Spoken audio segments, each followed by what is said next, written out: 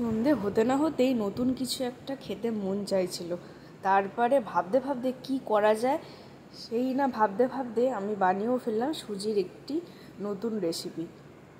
এই রেসিপিটা খেতেও যেমন দারুণ, কিন্তু হয়ও খুব তাড়াতাড়ি, খুবই ইজি একটা রেসিপি। তো কেমন করে বানাচ্ছি তো চলো শেয়ার করে নেওয়া যাক। Hello my all viewers, welcome my new blogs.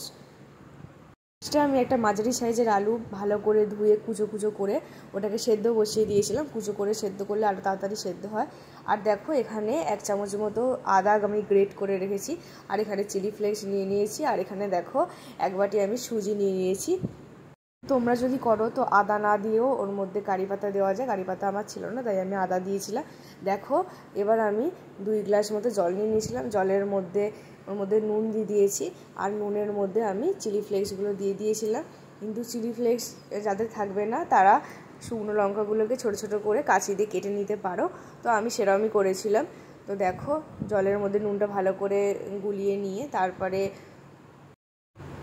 তারপরে দেখো আমি একটুখানি নাড়িয়ে চিলি ফ্লেক্সগুলো দিয়ে তারপরে আমি কিন্তু আদাটাও দিয়ে দিয়েছিলাম। আদাটা দিয়ে ভালো করে নাড়িয়ে তারপরে কিন্তু আমি সুজিটা যখন অ্যাড করেছিলাম, তো আস্তে আস্তে কিন্তু সুজিটা অ্যাড করবো, পুরো একসাথে দিলে কিন্তু একদম ডলা পাকিয়ে যাবে।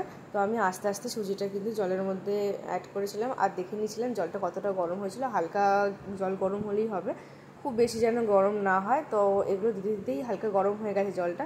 আর দেখো আমি সুজিটা দিয়ে আস্তে আস্তে নাড়তে থাকছিলাম, আর নাড়তে নাড়তে দেখবে জলটা পুরো সুজির মধ্যে টেনে নিয়েছে, আর সুজিটাও কিন্তু সেদ্ধ হয়ে গেছে, একটুখানি ফুলে এসেছে। যখন সেদ্ধ হয়ে যাবে তখন কিন্তু আমি গ্যাসটা অফ করে দেবো। আর দেখো ওদিকে আমি যে আলুটা সেদ্ধ করতে দিয়েছিলাম, ওই আলুটা কিন্তু আমি ভালো করে মেখে রেখেছি। তো ওটা ভালো করে মেখে রেখে তারপরে ওই সেদ্ধ আলুটা কিন্তু আমি সুজির মধ্যে দিয়ে দেবো। তারপরে এর সাথে আমি অ্যাড করেছি চাট মশলা। চাট মশলা না থাকলে তোমরা আমচুর মশলা নিতে পারো, আর ওটাও যদি না থাকে তোমরা লেবুর রসও ইউজ করতে পারো। তো চাট মশলা দিয়েছিলাম, আর সাথে দিয়েছিলাম ভাজা জিরে গুঁড়ো। খুবই ভালো টেস্ট হয়েছিল, এত সুন্দর খেতে হয়েছিল, মানে তোমরা না করলে বুঝতে পারবে না। তো যারা করেছো তারা তো জানি, আর যারা করোনি বলবো ট্রাই করে দেখো, দারুণ লাগবে, একবার করলে বারবার করতে ইচ্ছা করবে।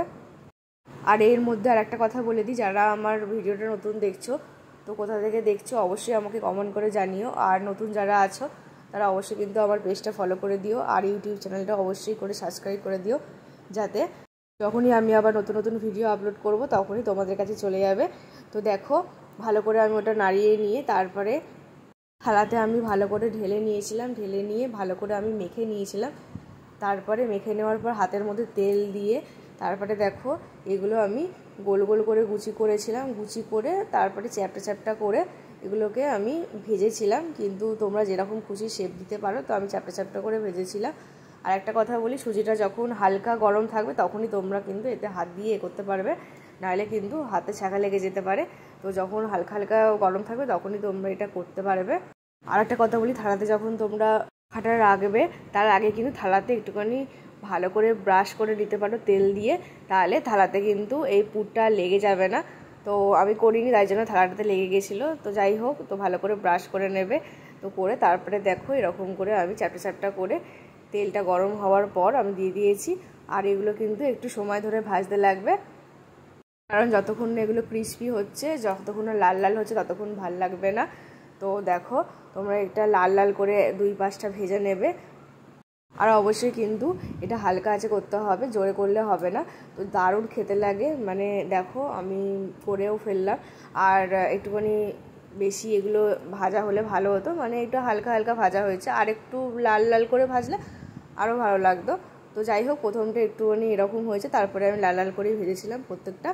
তো আমার রেসিপি কেমন লেগেছে তোমরা অবশ্যই জানো, আমার তো খুব ভালো লাগলো। আর ভালো লাগলে অবশ্যই অবশ্যই করে কমেন্ট করবে আর শেয়ার করে দিও। আর কারা এমন করে করেছো জানিও, আর যারা করোনি তারা অবশ্যই করে আমাকে কমেন্ট করে জানিও কেমন হয়েছে।